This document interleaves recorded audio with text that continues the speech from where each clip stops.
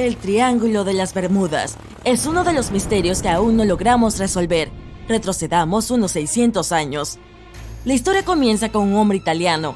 Él quería navegar a través del océano para llegar a Asia, un continente rico en especias, seda, minerales, ese tipo de cosas. Llegar allí por tierra sería ridículamente difícil, así que pensó, oigan, ¿por qué no construimos barcos resistentes, reunimos algunos marineros y navegamos a Asia? ¿Qué podría salir mal? Por cierto, ese hombre era Cristóbal Colón. En 1492, con un poco de ayuda de la familia real española, se embarcó en su viaje. Todo marchaba bien, es decir, más allá de que viajaba en sentido opuesto, pero hacia el final de su recorrido notó algo muy extraño. En aquel entonces no lo sabía, pero estaba navegando por el infame Triángulo de las Bermudas. El TB, el punto sin retorno, el lugar aterrador entre las Bermudas, Puerto Rico y Florida. Hay cientos de historias de barcos, botes y aviones que desaparecieron en este misterioso territorio. Algunos fueron hallados años después, otros desaparecieron de la faz de la Tierra y yacen al fondo del océano. Tal vez. Una cosa es segura, no tenemos idea de lo que sucede allí. Las personas llevan años intentando descifrarlo, pero no, nada de nada. Entonces, ¿qué fue lo que Cristóbal Colón vio esa terrible noche? ¿Qué lo asustó tanto? Según su diario, vio un enorme destello en el cielo. No importa qué tan rudo seas, imagina que estás navegando sin una sola pista sobre tu ubicación y que de pronto ves un destello gigante frente a ti. Me encontrarías escondida debajo de la cubierta masticando limón o algo así. Ese no es el único misterio que esconde el mar, para nada. ¿Has oído hablar del Kraken? Un calamar gigante capaz de tragarse un barco entero, ¿no? Tienes suerte.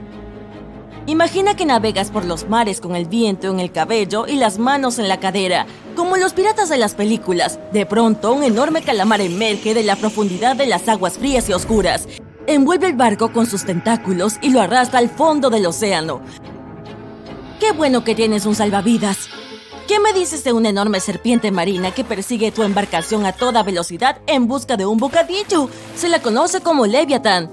Y tienes suerte de que no sea real.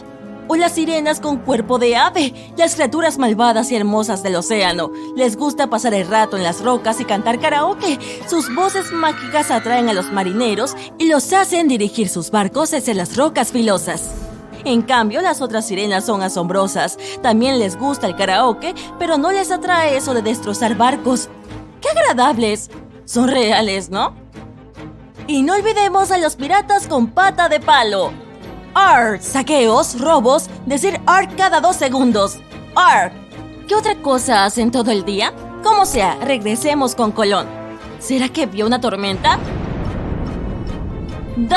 ¿Por qué no pensó en eso? Bueno, no tengo 600 años. No existía por aquel entonces. ¿Cómo podría yo saberlo? Lo raro es que no habló de olas gigantes, ni de lluvias intensas, tampoco de vientos feroces. Solo un único destello en el cielo. Tal vez los delfines estaban lanzando fuegos artificiales. Después de la luz, Colón mencionó que la aguja de su brújula comenzó a bailar por todas partes. Esta historia se está haciendo más y más rara. Su relato termina con una tortuga amigable que salió del agua y empujó los 3 barcos hacia la orilla. Después todos fueron por unas salchichas. Es broma. Entonces, ¿qué sucedió? Actualmente los científicos creen tener la respuesta. ¿Tambores? Brrr. Un asteroide se estalló en el océano. Caso cerrado. Pero espera, ¿qué hay del asunto de la brújula? ¿Qué tiene que ver con un asteroide? Los asteroides vienen en todas las formas y tamaños, pero son como los huevos de chocolate. Lo mejor está adentro. Están llenos de minerales y metales por un valor de billones de dólares. Los científicos incluso están buscando la manera de aterrizar en uno más grande para minarlo. Tendría que ser realmente grande. Hablo de un asteroide del tamaño de Rhode Island. ¿Por qué? Porque hay buenas chances de que tenga un campo magnético a su alrededor, lo que facilitaría el aterrizaje. Los científicos creen que los campos magnéticos que rodean algunos asteroides pueden durar millones de años. Misterio resuelto. Tal vez. La brújula de Cristóbal Colón se volvió loca porque un asteroide se estrelló justo frente a él. De hecho, eso podría explicar a otras historias extrañas de la región. El viaje comenzó como cualquier otro. El carguero SS Cotopaxi se dirige a La Habana, en Cuba, para entregar carbón. Es el 29 de noviembre de 1925. Para el capitán Mayer, su tripulación y el barco, que salieron del puerto de Charleston en Carolina del Sur, será el último viaje. Su ruta atravesaba el Triángulo de las Bermudas. 2 días después de haber zarpado, el Cotopaxi envió una señal de auxilio. Había sido víctima de una fuerte tormenta tropical que lo había llevado a volcar. El viento era muy intenso y venía acompañado de unos poderosos relámpagos. La lluvia llenó progresivamente la bodega del barco. De pronto hubo un destello blanco y el barco desapareció sin dejar rastro. Sus restos fueron hallados en el desierto de Gobi, en una punta completamente diferente del planeta. Los 32 miembros de la tripulación, incluyendo el capitán, desaparecieron. Por supuesto, la parte del desierto de Gobi es ficción. Para una de sus películas, Steven Spielberg imaginó que el barco había sido trasladado por alienígenas. En la vida real, el barco no fue encontrado y no volvió a saberse nada de la tripulación. Se lo declaró oficialmente desaparecido y nadie logró hallar los restos. Parece uno de esos clásicos casos de fenómenos misteriosos en torno al Triángulo de las Bermudas, pero la mayoría de los misterios se resuelven tarde o temprano. En 2020, el Cotopaxi fue hallado. Un hombre llamado Michael Burnett se había mudado a Florida para estudiar naufragios en la costa. Uno en particular llamó su atención. Era mucho más grande que el resto, y las personas de la zona lo llamaban Naufragio del Oso. Se encontraba a unos 65 kilómetros de St. Augustine, al norte de Florida, pero nadie había logrado identificar la misteriosa embarcación. Y así, Michael comenzó a hacer trabajo de detective. Midió los restos y revisó toda la información que logró encontrar. Repasó cientos de periódicos viejos y registros de seguros y echó un vistazo a los artefactos que formaban parte del naufragio. Tras cientos de horas de trabajo duro, Michael quedó convencido, era el Cotopaxi. Pero desde hacía unos años, corría el rumor de que el mismo barco había aparecido en la costa de Cuba. La Guardia Costera había encontrado los restos de un carguero de un tamaño similar y muy parecido al barco desaparecido en 1925. Michael estaba seguro de que se equivocaban, así que unió fuerzas con unos periodistas científicos y siguió investigando. Pronto descubrieron algo que parecía confirmar las sospechas. Los buzos hallaron válvulas de latón cerca de los restos con las letras SB. A Michael se le ocurrió que las iniciales podían referirse a la Scott Valve Manufacturing Company. La sede central de esta empresa se encontraba en Michigan, no muy lejos de donde el Cotopaxi había sido construido. Así que era probable que hubieran abastecido a la embarcación con partes. El rompecabezas parecía estar resuelto. El naufragio del oso era realmente el carguero desaparecido. Pero aún restaba hallar la razón del hundimiento. ¿Acaso el Cotopaxi había sido víctima de algún fenómeno misterioso en el Triángulo de las Bermudas? Más tarde, Michael dio con el testimonio del carpintero del barco, entre unos viejos papeles. Afirmaba que las escotillas que cubrían el carbón se encontraban en pésimas condiciones antes del hundimiento. Las reparaciones no habían sido terminadas cuando la tripulación recibió la orden de zarpar hacia Cuba. Así que si las tapas de las escotillas seguían rotas durante el viaje, el agua podría haber ingresado fácilmente e inundado la bodega durante la tormenta tropical. Esa fue la verdadera razón por la que el Cotopaxi se hundió. No había nada misterioso al respecto. Solo un error cometido por personas normales. Pero este es solo un ejemplo de las decenas o tal vez cientos de casos de barcos y aviones que desaparecieron en el Triángulo de las Bermudas. Y aún no podemos explicar algunos de esos incidentes. Pareciera que realmente sucede algo raro en ese lugar. Uno de esos extraños eventos tuvo lugar en 1948. Un avión con pasajeros se dirigía a Miami desde San Juan, en Puerto Rico. Desapareció en la misma región que el Cotopaxi. Las 32 personas a bordo se esfumaron sin dejar rastro. El clima estuvo despejado en todo momento. Los expertos creen que, cuando el avión se encontraba a unos 80 kilómetros de la costa, un viento fuerte podría haberlo golpeado y desviado su curso. Años después, un avión similar fue hallado en la zona del Triángulo de las Bermudas. El problema es que, debido a la falta de información, fue imposible determinar si se trataba del mismo vehículo. Pero algo aún más extraño sucedió un par de años antes, en 1945. 5 aviones desaparecieron al mismo tiempo. Unos pilotos en formación entrenaban sus habilidades de navegación aérea. Al parecer, Una vez que terminaron, no lograron hallar el camino de regreso a casa y desaparecieron. Muchos asumen que simplemente se quedaron sin combustible. Eso parece probable, pero de todas maneras, las circunstancias fueron bastante extrañas. Los novatos eran supervisados por un piloto experimentado que contaba con más de 2.500 horas de vuelo. Él nunca habría permitido que un grupo de principiantes se alejara tanto de la base.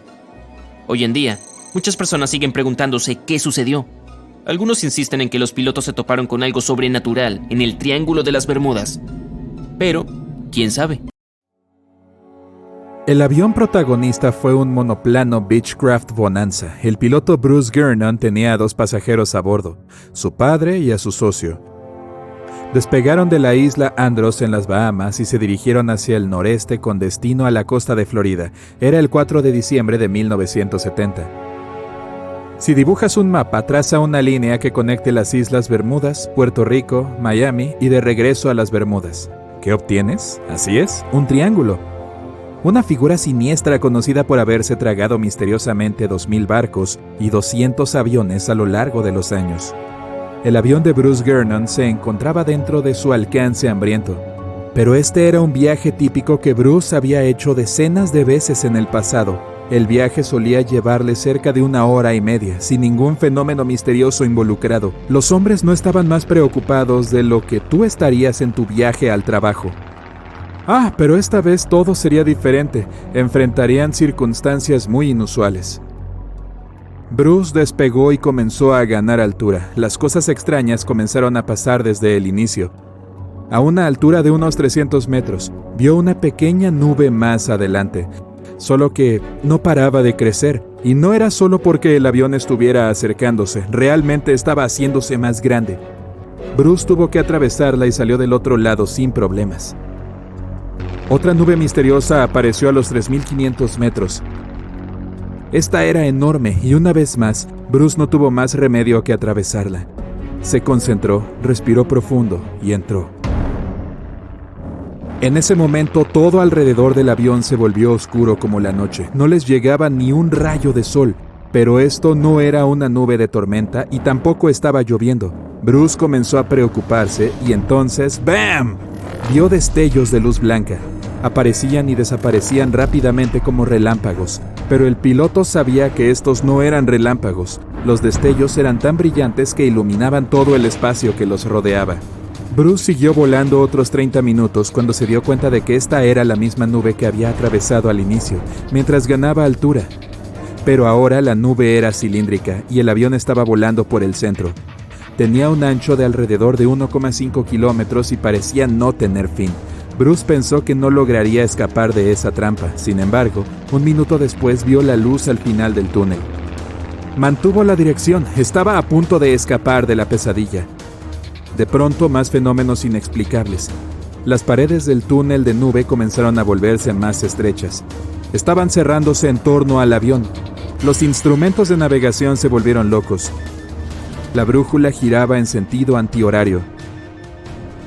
Los dispositivos electrónicos se habían descompuesto. Era como si el avión estuviera siendo manipulado por algo más o como si estuviera moviéndose dentro de una especie de corriente. Todos los intentos de Bruce de tomar el control fueron en vano. Siguió volando a través del túnel, decidido a salir de esa cosa y contar la historia. Las paredes seguían cerrándose más y más, como una especie de vórtice. El tiempo se acababa. Tenía que escapar de ese lugar y rápido. Los 20 segundos que siguieron fueron los más intensos de su vida, pero entonces salió de esa trampa nebulosa a toda velocidad. Según describió Bruce más tarde, cuando el avión salió del túnel se sintió como si no tuviera peso. Las nubes se dispersaron y ahora el avión se encontraba en medio de una neblina gris. Los 3 hombres soltaron un gran suspiro de alivio. Bruce tomó la radio de inmediato y llamó a la torre de control para determinar su ubicación. Cuando el controlador miró la pantalla verde, su expresión se transformó. El avión de Bruce no aparecía en el radar, era como si fuera invisible. Pero luego le informó que ya se encontraba en el espacio aéreo de Miami. Bruce quedó conmocionado frente a esa información. No podía ser cierto.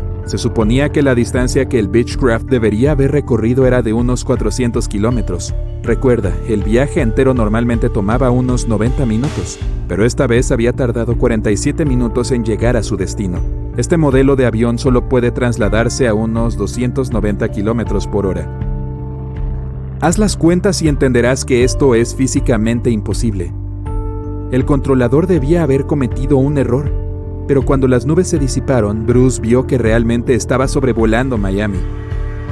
El avión aterrizó a salvo y hubo tiempo para intentar resolver el misterio. Entonces, ¿qué pasó en ese vuelo? Bruce revisó el combustible que le quedaba y miró su reloj. Tras unos cálculos rápidos, quedó aún más confundido. El avión no había gastado todo el combustible que debía. Bruce no podía haberse equivocado. Era un piloto muy experimentado, con poco más de 20 años. Ya contaba con 600 horas de vuelo en los bolsillos y estaba muy familiarizado con un espacio aéreo que había sobrevolado incontables veces. Toda la evidencia en mano parecía indicar que el avión de Bruce había omitido casi la mitad de la distancia. Pasó mucho tiempo pensando en este extraño suceso. Hasta consultó a profesores y expertos, pero nadie logró darle una respuesta exacta para lo que ocurrió ese día. Finalmente, elaboró su propia teoría y hasta escribió un libro sobre el tema. Bruce pensaba que todo se debía a esta niebla eléctrica con destellos blancos. Sin embargo, otros teorizaron que la energía oscura fue la responsable de este salto temporal. Sí, la misma energía oscura que produjo la expansión del universo. Esta energía podría haber curvado el espacio-tiempo como un agujero negro, formando así ese extraño túnel. Bruce dio con él por accidente y tuvo suerte de haber escapado con vida. Fue así como llegó al espacio aéreo tan rápido, pero la energía oscura es solo una teoría que intenta explicar lo inexplicable. Al día de hoy no hay una respuesta real que explique cómo fue que Bruce logró recorrer esa distancia en tan poco tiempo, aunque algunos detalles sí pueden ser aclarados. Los archivos muestran que ese día se registraron 84 manchas solares, así como un viento solar enorme que se movía a casi 700 kilómetros por segundo. Esto habría producido interferencias en la magnetosfera de la Tierra, lo cual podría haber alterado los instrumentos y los radares del avión. Así que la explicación de la niebla eléctrica de Bruce podría ser cierta. Aún hay que hablar de esas nubes raras. Sucede que son bastante comunes en esa zona. Un lugar donde las corrientes de presión alta y baja colisionan constantemente. El resultado, nubes de tormenta.